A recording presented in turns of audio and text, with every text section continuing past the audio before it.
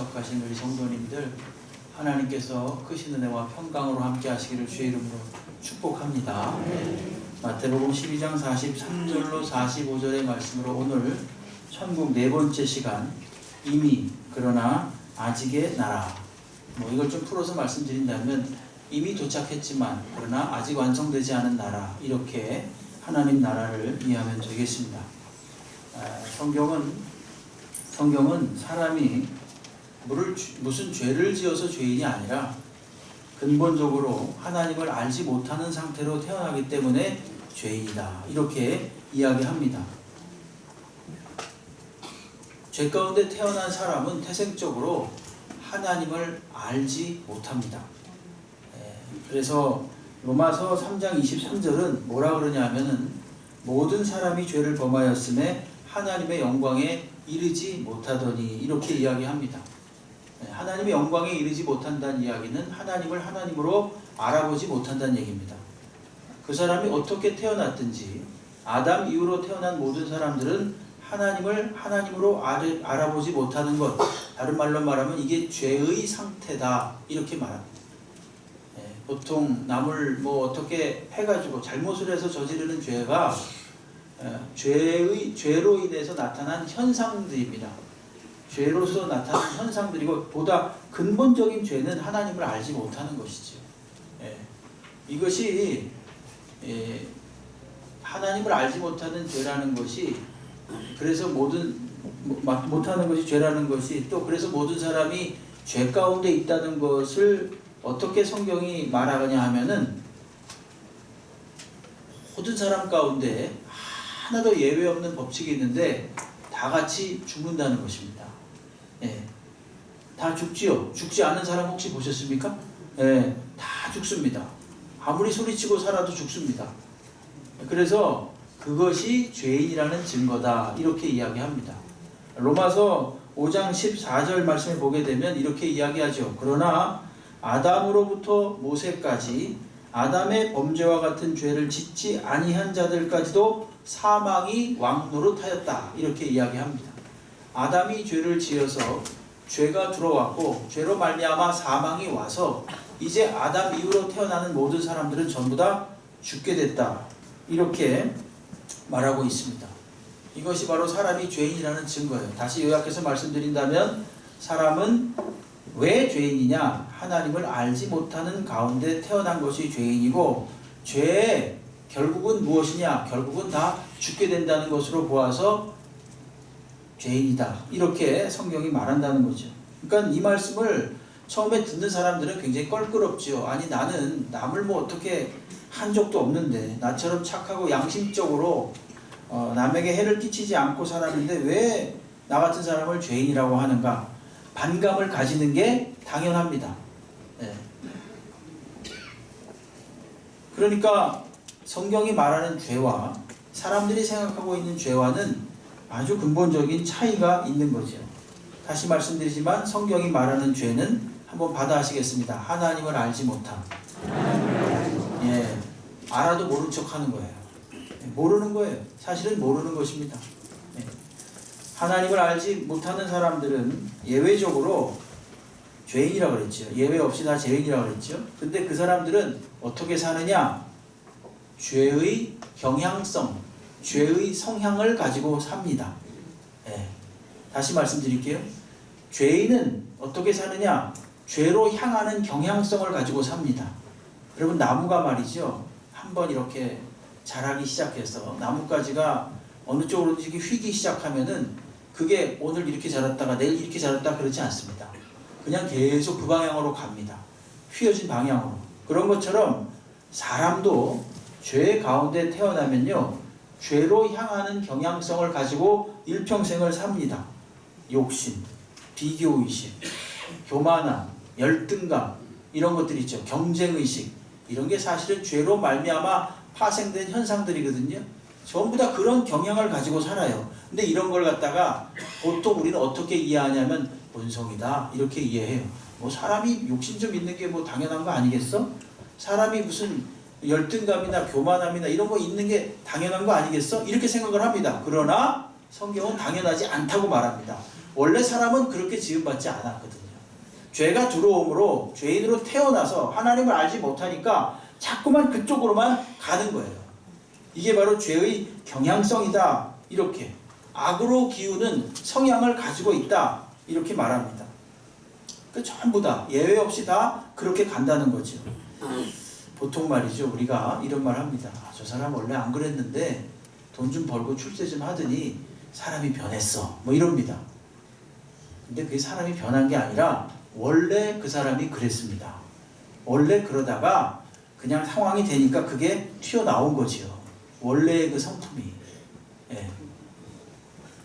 로마서 3장 10절은 그래서 뭐라 그러냐 하면 의인은 없나니 하나도 없다 이렇게 말합니다. 죄인이 아닌 자, 의인은 아무도 없다 이렇게 말합니다. 그러니까 죄는 언제든지 마음속에 도사리고 있고 지속적으로 귀에 머무면 앞으로 튀어나오려고 하는 그런 경향을 가지고 있는 거죠. 예. 그리고 일평생 이 죄성을 가지고 죄의 열매를 맺히면서 삽니다. 갈라디아서 5장 19절로 21절에 보게 되면은 육체의 일이라는 말이 나오는데 육체의 일은 죄의 일이다 이렇게 이해하시면 되겠습니다. 육체는 죄된 본성이라는 뜻이라고 그랬죠. 죄된 본성의 일은 분명하니 곧 음행, 더러운 것, 호색, 우상숭배, 주술, 원수 맺는 것, 분쟁, 시기, 분냄, 당짓는 것, 분열함, 이단, 투기, 술취함, 방탕함 그와 같은 것들이다. 전에 너에게 경계한 것 같이 경계하노니 이런 일들을 하는 자들은 어떻게 말하냐면 하나님의 나라를 유업으로 받지 못한다. 분명히 아주 단호하게 이야기합니다. 우리가 그냥 습관적으로 행하고 있는 이런 것들, 그저 본성이라고 여기고 있던 이런 것들을 하는 자들은 어떻게 된다고요? 하나님 나라에서 탈락한다는 얘기입니다. 하나님 나라, 천국에 들어가지 못한다는 얘기예요. 예. 그리고 마침내 죄가 잘했다. 나의 말을 잘 들어서 그렇게 잘 살았다 라고 하면서 삭슬 주는데 그게 바로 사망입니다. 로마서 6장 23절 죄의 삭은 사망이요 하나님의 연사는 그리스도 예수 우리 주 안에 있는 영생이라 이렇게 말하고 있습니다. 죄의 삭은 뭐라고요? 사망이에요. 사망. 영원히 하나님과 결별된 상태로 사는 것입니다. 그러니까 하나님의 백성이 된다는 것은 거꾸로 말하면 뭡니까? 이 죄성에서 어떤 쪽으로 옮겨가는 거예요? 새로운 본성이 심겨져 가지고 죄로 향하는 경향이 누구를 향하는 경향으로? 하나님을 향하는 경향으로 옮겨지는 것, 이게 바로 하나님 나라 백성이 되는 것입니다. 예수를 믿어 그 안에 성령께서 거하시고 새로운 하나님의 본성이 심겨지면 이제는 죄로 향해서 강했던 것들이 어떻게 된다고요? 하나님을 향해서 가게 되는 거지요. 이것이 바로 하나님 나라 백성, 즉 하나님의 다스림을 받는 백성의 특징입니다. 그 사람은 어떻게 되겠습니까? 이제부터는 계속 하나님께 합당한 삶을 살면서 하나님이 보시기에 합당한 열매를 맺혀 나가다가 결국에는 영생이라는 선물을 받게 되겠죠. 아까 죄의 성향을 가진 사람은 계속 죄의 열매를 맺히며 살다가 결국은 영벌이라는 열매를 맺는 것처럼, 사망이라는 열매를 맺는 것처럼 하나님의 본성을 가지고 사는 사람, 하나님 나라의 백성이 되어서 새로운 본성이 이 안에 심기워져서 하나님을 향해서 사는 사람들은 이제부터 어떻게 된다고요? 하나님을 향해 살다가 하나님께서 원하시는 열매를 맺히고 결국 영생의 열매를 맺히게 되는 거예요. 그렇기 때문에 오늘 우리가 이 땅을 사는 과정은 무슨 과정입니까? 하나님 나라가 뭐라 그랬죠? 순종이라, 다스림이라 그랬죠? 통치. 하나님의 다스림을 계속 받으면서 영원한 그리고 완전한 하나님 나라에 들어가기 위한 과정이지요. 그렇죠? 예, 이 땅을 사는 건 그런 상태입니다. 지금 누가복음에 보게 되면요, 예수께서 세례 요한하고 천국의 백성들하고 비교해 주시는 내용이 나와요. 예? 한번 제가 여쭤볼게요. 세례 요한이 큽니까? 천국의 백성이 큽니까? 세례 이렇게 자신들이 없으세요? 다시 한번 여쭤볼게요. 세례 요한이 큽니까? 천국의 백성이 큽니까? 네, 맞아요. 정답입니다. 세례 요한 너무너무 훌륭한 분이거든요. 오직 주를 위해 살고 죽었던 분이 세례 요한이에요.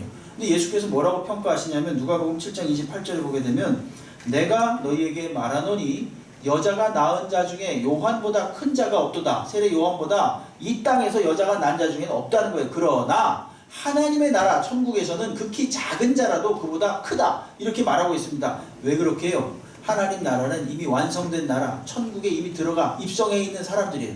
그렇기 때문에 거기서 아무리 작은 사람이라도 이 지상에서 여전히 성화의 과정을 겪고 있고 하나님 나라를 향하여 달려가고 있는 세례 요한이 무척이나 훌륭한 분이긴 해도 여전히 죄성을 가지고 있고 여전히 부족한 것이 있습니다. 그러나 주님을 향해서 순종하며 달려가고 있지요. 그건 사실이죠. 그러니까 어때요? 비록 훌륭하지고 대단한 분이지만 예수께서도 제일 아주 큰 자라 그랬어요. 분명히. 근데 천국에 있는 아주 작은 자와 비교해 볼 때 세례 요한은 안 된다. 이렇게 말씀하신 거예요. 이건 뭐냐? 말씀드리고 싶은 건 뭐냐면은 지금 우리가 마치 세례 요한과 같아서 이 땅에 발을 딛고 사는 동안은 무엇을 향해서? 천국을 향해서 가고 있는 동안이라는 거예요. 그러니까 우리는 완성되어져 가고 있는 과정입니다. 완성됐다가 아니라 영화관에 싹 돈 내고 들어가면은 됐다 이런 것처럼 나는 이제 천국에 예수 믿었으니까 완성됐다 이런 게 아니라는 것입니다. 이제 구원이 시작됐다는 거예요. 이제 천국이 우리 안에 시작됐다는 것이고 조금 아까 말씀드린 바대로 말씀드린다면 새로운 본성이 우리 안에 심겨지기 시작했습니다. 심겨졌으니까 어떻게 될까요? 전에 우리를 다스렸던 죄성과 새롭게 심겨진 하나님의 본성이 하나님 나라 백성의 본성이 충돌하겠죠. 그러나 누가 이기겠습니까? 하나님 나라 본성이 이기죠. 하나님이 이기시니까. 그래서 점점 우리 안에서 우리 자신을 그냥 개인적으로 본인을 생각해 보더라도 하나님 나라가 점점 마귀의 나라를 축출해 나가는 거죠.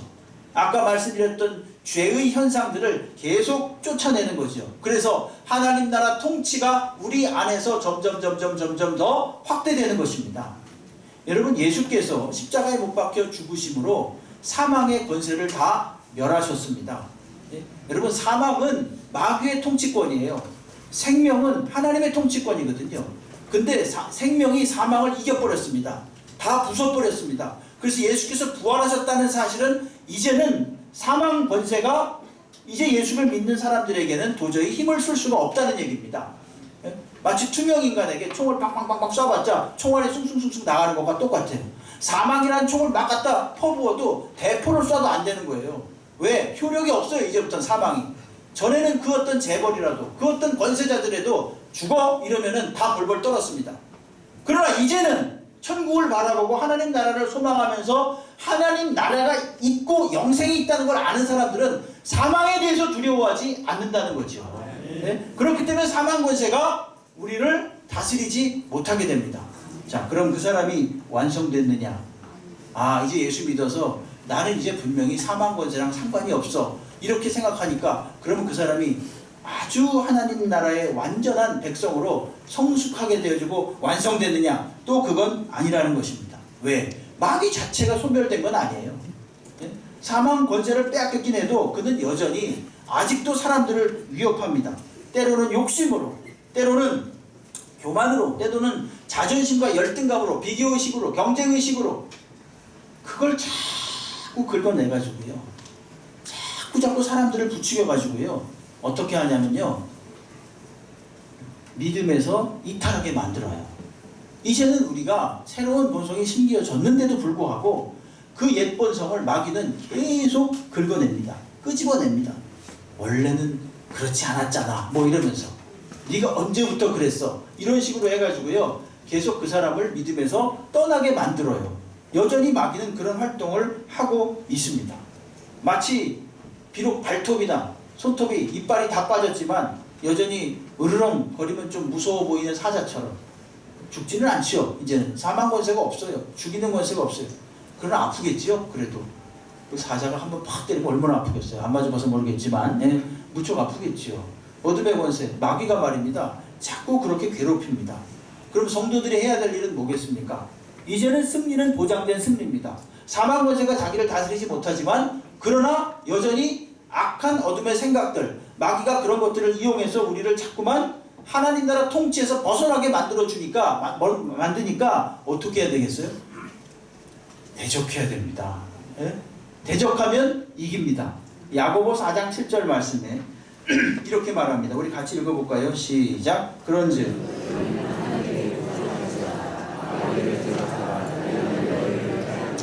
아멘. 여기를 잘 보십시오. 마귀를 대적하다 그래놓고 앞에 뭐라고 써 있습니까? 하나님께 복종하라, 마귀를 대적하라 이렇게 말하잖아요. 하나님께 복종하는 것과 마귀를 대적하는 것이 다 뭐라고요? 이퀄이라는 뜻이에요. 마귀를 대적하는 게 도대체 뭔가? 하나님께 복종하는 게 이게 마귀를 대적하는 거예요. 우리가 하나님께 복종하면 우리가 무슨 힘으로 능으로 이기는 것이 아니라 하나님께 순종함으로써 이긴다는 것입니다. 일평생을 사는 동안 우리가 이 과정을 겪어 나간다는 것이죠. 그래서 예수께서 주 기도문을 가르쳐 주실 때 나라의 임하옵시며 이렇게 기도하라 그랬죠. 하나님의 나라가 임하게 해달라고 기도하라. 이것을 풀어서 말씀드리면 하나님의 통치가 너희 안에 계속 점점 확대되도록 기도하라 이런 뜻이에요. 예? 아니 우리가 완성됐으면 이런 기도 왜 해야 됩니까? 완성되지 않았기 때문에 우리가 지금 이미 하나님의 나라가 우리 안에 임하였지만 아직 완전한 나라 속에 우리가 들어가지 않았기 때문에 이 과정에서 무엇을 하는 거예요? 마귀를 대적하며 하나님께 순종함으로써 이겨나가는 과정을 이 땅에서 사는 것입니다. 영적으로 무장하면서. 그래서 사도 바울도 그랬잖아요. 에베소서 6장 10절로 13절 말씀을 보게 되면 끝으로 너희가 주 안에서와 그 힘의 능력으로 강건하여지고 마귀의 관계를 능히 대적하기 위하여 하나님의 전신 갑주를 입으라. 우리의 씨름은 혈과 육을 상대하는 것이 아니요 통치자들과 권세들과 이 어둠의 세상 주관자들과 악에 있는 영들을 대함이니 그러므로 하늘에 있는 악의 영들을 대함이니 그러므로 하나님의 전신 갑주를 취하라. 마치 로마 병정의 모습을 떠올리게 하면서 사도 바울은 우리로 하여금 딱 영적으로 무장하도록 이렇게 촉구하고 있는 거죠. 다 완성됐으면 이런 거 할 필요가 뭐 있어요? 천국에 들어갔으면 이미 완성된 나라에 들어갔으면 이런 거 할 필요가 뭐 있습니까?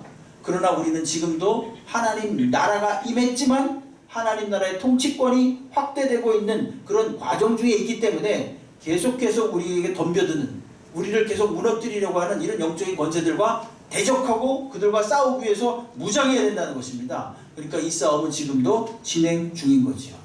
사단이 비록 치명상을 입었지만 완전한 하나님의 통치가 이루어지기까지 계속 이들은 발악할 것입니다. 만약에 우리가 무장하지 아니하고 준비하지 않고 하나님께 순종함으로써 대항하지 않는다면 어떻게 되느냐? 그 말씀이 사실 오늘 이 말씀이에요. 오늘 12장 43절로 45절의 말씀이에요. 네? 더러운 귀신이 있었습니다. 근데 그가 쫓겨났습니다.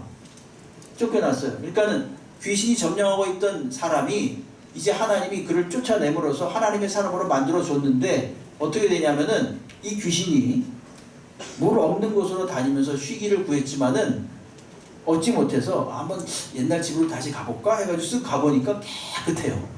아 잘됐다. 7 귀신 데리고 와가지고 거기에 거해서 이전보다 더 악한 상황이 되었더라 라고 하는 것입니다. 오늘 여기서 말씀하는 게 뭐냐? 43절로 45절의 이 말씀은 뭐냐 하면 하나님 나라의 백성이 되었을지라도 이제부터 그 주재권을 지속적으로 누구에게 넘겨야 되는 거예요? 하나님께 넘기고 하나님께 순종함으로써 그 나라를 내 안에서 확장될 수 있도록 해야 된다는 것입니다. 그렇지 않고 가만히 있으면 안 된다는 거예요. 가만히 있으면 주님의 말씀에 순종함으로써 또한 영적으로 무장함으로써 끊임없이 마귀와 우리를 넘어뜨리려고 하는 마귀와 대적하면서 나가야 된다는 거예요. 하나님의 주재권이 나를 완전히 장악할 수 있도록 순종해야 된다는 것입니다. 근데 그냥 쫓아내기만 했지 그 주재권을 하나님께 완전히 이양하지 못하면 안 된다는 거죠. 우리 찬양대에서 조금 아까 찬양했죠. 때를 따라서 하나님께서 이런저런 아름답게 이루어 나가간다 이렇게 말하고 어떤 때는 뭐 심을 때가 있고 어떤 때는 거둘 때가 있고 어떤 때는 찢을 때가 있고 어떤 때는 꿰맬 때가 있고 만날 때가 있고 헤어질 때가 있고 이 전도서에 나오는 말씀이잖아요. 이 말씀이. 하나님이 왜 그렇게 하시겠습니까? 그 모든 과정을 통해서 어떻게 하라는 얘기겠어요? 하나님의 주재권을 그때마다 기쁜 일이 있을 때나 슬픈 일이 있을 때나 늘 인정함으로써 하나님 나라가 내 안에서 확대될 수 있도록 하라는 거예요. 네? 입장했으니까 끝. 이게 아니라는 겁니다. 여러분 구원이라는 것은 100m 달리기를 할 때 이미 그 끝에 그 결승 테이프를 딱 끊고 들어간 게 아닙니다. 시작해서 출발한 거예요. 구원이 시작된 거예요. 구원의 완성은 마지막 피니시 라인에서 딱 그걸 끊고 쫙 들어가야 이게 완성이 되는 거예요. 우리는 그동안 100m를 지금 달려가고 있는 거예요. 네? 지금 우리는 그런 과정에 있는 거죠. 근데 우리의 싸움은 혈과 육에 대한 싸움이 아니라 하나님께 대한 순종의 싸움이고 영적인 싸움이지요. 예. 솔직하게 말하면 우리가 예수를 처음 믿을 때 예수에 대해서 많이 알지 못합니다. 그런데 하나님이 주시는 신비로운 은혜로 말미암아 주님이 나의 구주가 되신다라는 건 확실히 믿습니다. 예, 그렇죠. 확실히 믿어요. 근데 솔직히 예수의 그 삶을 전체를 다 알지 못해요. 예? 예수님이 어떤 분이신지에 대해서 끊임없이 보고 듣고 기도하고 배워야 됩니다. 그분의 삶을 소유하지 못해요. 이 주님의 삶을 소유하기까지는 우리들의 평생이 걸립니다. 그래서 계속 주님께 순종하고 하나님의 통치에 순종하고 이렇게 하면서 살아가면서 하나님의 나라를 누리면서 살다가 결국은 완성된 주의 나라에 들어가는 것입니다. 네. 점점 깊은 곳으로 가야겠죠. 네?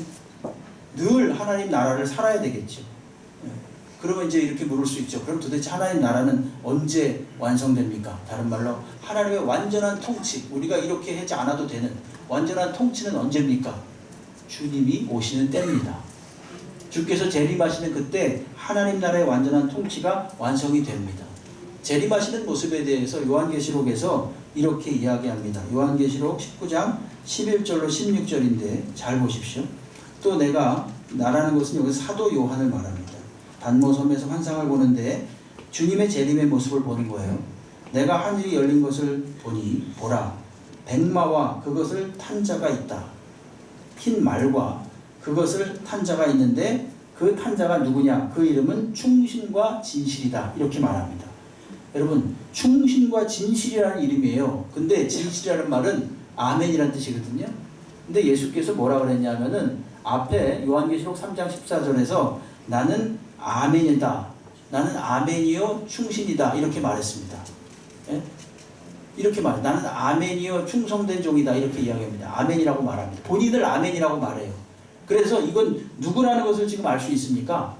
예수님이에요. 예수님. 예수님이 바로 충신과 진실이에요. 근데 12절에 보니까 그 눈은 불꽃 같고 그 머리에는 많은 관들이 있고 또 이름을 쓴 것 하나가 있으니 자기밖에 아는 자가 없고 또 그가 피 뿌린 옷을 입어요. 어린 양의 피를 말하겠죠. 또는 대적들을 치면서 대적들에게 튄 피를 말하겠죠. 그 피를 입었는데 피 흘린 옷을 입었는데 그 이름은 뭐라고 되어 있습니까? 하나님의 말씀이래요. 참 이것도 오묘하지요. 예수께서 말씀으로 계시다가 이 땅에 오셨거든요. 그러니까 그 이름을 지금 두 번 말합니다. 하나는 충신과 진실이고 또 하나 하나님의 말씀이에요. 다 누구를 지칭하는 거냐? 예수 그리스도를 지칭하는 것입니다. 예수님. 근데 하늘에 있는 군대들이 이거 깨끗한 세마포 옷을 입고 백마를 타고 그를 따르더라. 주님을 따르는 거예요. 이게 재림 때 현상이에요. 그의 입에서 예리한 검이 나오니 그것으로 만국을 치겠고 친히 그들을 철장으로 다스리면 또 친히 하나님 곧 전능하신 이의 맹렬한 진노의 포도주 틀을 밟겠고 그 옷과 그 다리에 이름을 쓴 것이 있으니 옷과 그 다리에 이름을 썼는데 그 이름이 뭐라고 되어 있습니까? 만왕의 왕이요 만주의 주다. 이렇게 되어 있어요. 자, 이건 다 누구를 표현하는 말씀이냐? 충신과 진실, 하나님의 말씀, 만왕의 왕이요 만주의 주, 이거 전부 다 누구를 표현하는 말씀인가 하면 예수 그리스도를 표현하는 말씀이고 예수 그리스도가 무엇을 하는 것인가? 재림 때 이 땅에 내려오시면서 어둠의 권세들을 다 아주 그냥 박살내시는 그런 모습을 지금 묘사하고 있는 거예요. 예수님이 예림하셔서 어둠의 권세들을 다 파하시고 심지어 죽음 그 자체를 완전히 다 멸해버리십니다. 요한계시록 20장 11절로 14절에 보게 되면 또 내가 크고 흰 보좌와 그 위에 앉으시니 이 예수를 말해요. 보니 땅과 하늘이 그 앞에서 피하여 간데 없더라. 또 내가 보니 죽은 자들이나 큰 자나 작은 자나 그 보좌 앞에 서 있는데 이 재밌지 않습니까? 죽은 자들, 큰 자, 작은 자가 이 심판하시는 주님 앞에 서 있다는 거예요. 죽었는데 어떻게 서 있어요? 보십시오. 또 다른 책이 펴졌으니 곧 생명책이라 죽은 자들이 자기 행위를 따라 기록된 대로 책들에 기록된 대로 심판을 받으니 13절 보십시오. 바다가 그 가운데 죽은 자들을 내주고 사망과 음부도 그 가운데 죽은 자들을 내주매 각 사람이 자기의 행위대로 심판을 받고 사망과 음부 그 자체도 불못에 던져지니 이것이 둘째 사망 곧 불못이라 이렇게 말합니다. 마지막에는 어떻게 됩니까? 사망 그 자체도 아예 다 그냥 없어지는 거예요. 이게 바로 완성된 하나님 나라의 특징이고 모습입니다. 그게 언제 일어나느냐? 예수께서 재림하시어서 일어나는 것이죠. 예? 그래서 천년 왕국이 펼쳐지고 그 다음에 어둠의 권세들이 완전히 다 소멸됩니다. 그럼 이때 비로소 무엇이 되는 겁니까? 완벽한 하나님 나라가 임하는 거예요. 네? 고린도전서 15장 24절로 26절에서 이것을 이렇게 표현합니다. 그 이후에는 마지막이니 그가 모든 통치와 모든 권세와 능력을 멸하시고 나라를 아버지 하나님께 바칠 때라. 그가 모든 원수를 그 발 아래에 둘 때까지 반드시 왕노릇하시리니 맨 나중에 멸망받을 원수는 뭐라고요? 사망이에요. 이걸 다른 표현입니다. 여기서 지금 고린도전서 15장은 부활장이에요. 부활장에서 왜 사망의 완전한 멸망을 말하겠습니까? 부활이 이겼다는 걸 말하는 거죠. 완전한 사망이 이제 더 이상 손쓸 수 없다는 걸 말하는 거예요. 주님께서 재림하셔서 이와 같은 일을 행하실 것입니다. 그럼 그동안 바로 하나님의 나라, 즉 주님이 다른 말로 이 주님이 재림하시기 전까지 하나님의 나라 속에 일단 들어온 사람들은 주님이 재림하시기 전까지 어떻게 되는 거예요? 지속적으로 하나님 나라에 순종하며 그 다스림에 순종하면서 계속 나가는 거죠. 계속 순종하면서 믿음으로 가는 게 성도의 일입니다. 마귀는 으르렁거리는 사자와 같습니다. 우리를 언제든지 위협하고 넘어뜨리려고 합니다. 베드로전서 5장 8절에 보게 되면 근신하라 깨어라 너희 대적 마귀가 우는 사자같이 두루다니며 삼킬 것을 찾는다. 막 그렇게 말하고 있습니다. 그러나 그는 하나님에 의해서 완전히 제한된 범위만큼만 움직일 수 있습니다. 이 철로역정에 보게 되면 줄에 묶인 그 짐승이 나오죠. 예.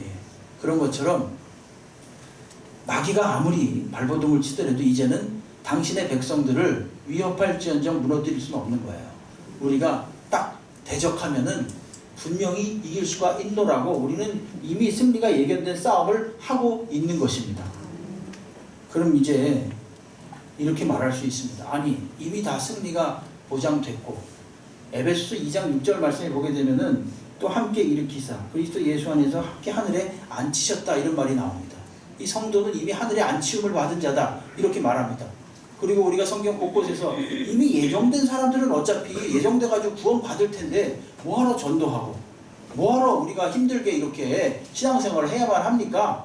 이렇게 물을 수 있죠. 예? 이미 다 하늘나라의 보좌에 앉혀질 텐데 너무나 그것이 확실해가지고 사도 바울은 에베소 성도들에게 너희들이 앉혀졌다 이미도 앉혀졌다 이렇게 이야기하는데 아니 너무나도 확실한데 뭐로 이런 힘들게 이렇게 세상을 살아야만 되는가? 우리는 구원받았는데 왜 구원받은 백성이라고 하면서 왜 이렇게 늘 고생과 염려와 고통과 불안이 날마다 있는가? 그거에 대해서 생각해 보신 적 있으시죠? 예. 와, 좀 그래야 되는데, 그죠? 예. 그래야지 이게 말이 되는데, 그죠? 아니 사실 예수 믿었는데 이제부터 싹 모든 게 눈 녹듯이 그냥 쫙 사라지고, 그렇죠? 모든 게 그냥 장미꽃 뿌려놓은 길처럼 쫙 아주 그냥 탄탄대고 너무 좋으면 좋겠는데 안 그래요. 안 그래요. 왜 그런지 아십니까? 여러분 주님이 우리를 어떻게 구원하셨습니까? 만약에 하나님께서 정말 전능하신 분이잖아요. 이렇게 생각할 수 있잖아요. 하나님 그냥 말로 하시지요. 말로 내가 너희를 구원하노라 이러면 되잖아요. 뭐하러 예수께서 이 땅에 오셔서 그렇게 고난받으시고 나중에는 조롱당하시고 십자가에 못 박혀 죽으시고 그 험한 고통을 다 받으시고 그런 경험을 통하면서 우리를 구원해 내시느냐 이거예요. 왜 그랬겠어요? 그냥 말로 하면 되는데 우리 이렇게 확장되면요, 이런 질문을요 확장시키면요 엄청나게 많은 질문거리들이 나옵니다. 아니 선악과 알면서 왜 그랬어요? 뭐 이런 거죠. 하나님 기왕 주실 거 하나님은 좋은 거 주시니까 기왕 주실 거 그냥 주시지 왜 중간에 이렇게 지질이 고생을 하게 만드십니까? 이런 것들 다 응용해 볼 수 있어요. 여기다 적용해 볼 수가 있어요. 사실은. 근데 예수가 우리를 구원하는 방식을 생각하면 조금이라도 하나님의 어떻게 우리를 구원하시는가, 어떻게 하나님이 우리를 완전한 천국에 이르도록 하시는가에 대해서 생각해 볼 수가 있습니다. 어떻게 구원하셨어요? 신이 오셔서 인간이 되셔서 다 고난받으시고 고통당하시고 십자가에 못 박혀 죽으심으로써 우리를 구원하신 거예요. 이게 하나님의 구원의 방법이라는 걸 어떻게 합니까? 예?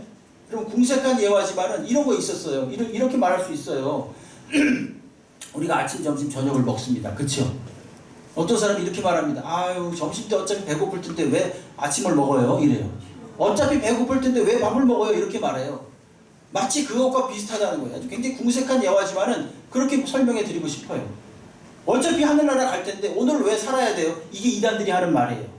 오늘 내가 구원받았으니까 빨리 하늘나라 가야 돼. 이게 이단들이 하는 말입니다. 내용이 없어요. 신앙으로 살아야만 하는 내용이 없어요. 여러분, 우리가 밥을 배고팠다 배불렀다 이런 과정을 평생을 지속하면서 먹었다가 배고팠다 그러잖아요. 어떻게 될까요? 그럼 그 사람이 그 중에 어떻게 돼요? 점점 육신이 자라잖아요. 자기도 모르게 그 양식을 받아서 자라지 않습니까? 우리도 하나님께서 다루시는 방법이 그런 거예요.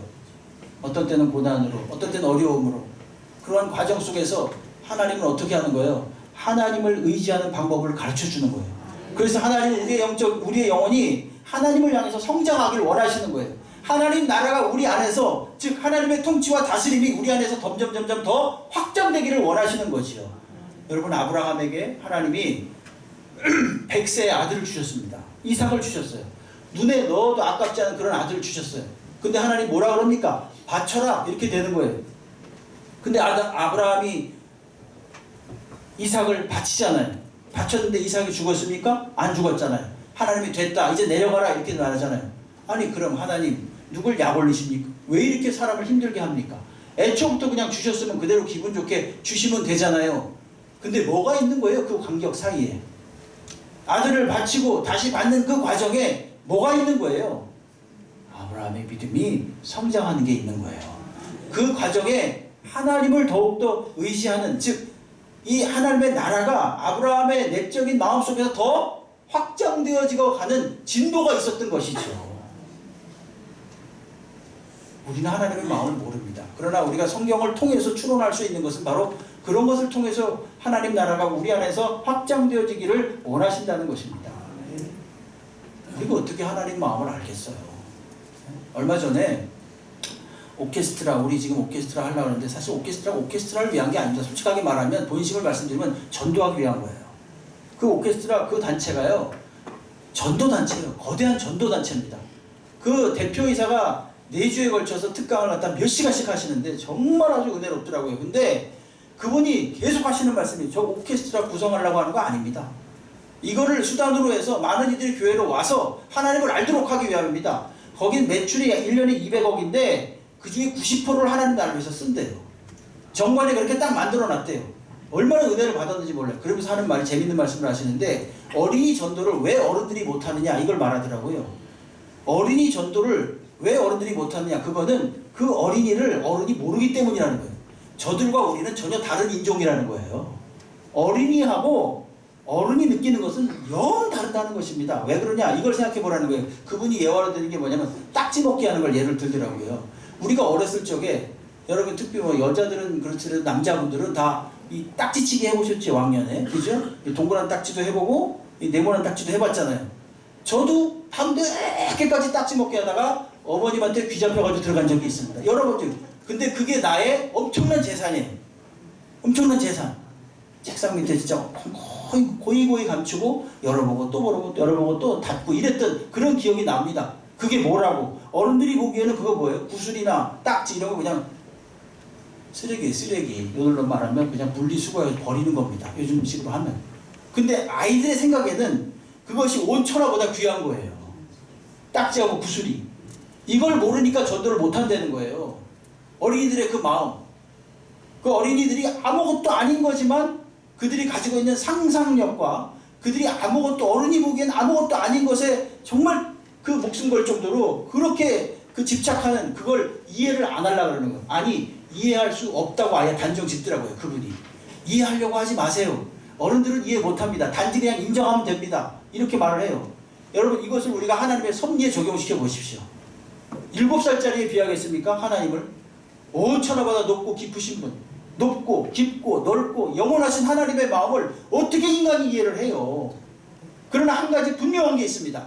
우리 하나님께서 우리를 지질이 고생하기 위해서 오늘 이 땅을 살도록 하지는 않았다는 것입니다. 우리로 하여금 영원한 하나님 나라에 들어오도록 하기까지 우리를 훈련시키고 연단하시는 과정은 내 안에서 하나님 나라가 계속해서 확장되기를 원하시기 때문에, 하나님을 더욱 의지하기를 원하시기 때문에 우리를 이 땅에 놓으시고 때로는 우리가 알지 못하는 여러 가지 일들을 당하게 하신다는 거예요.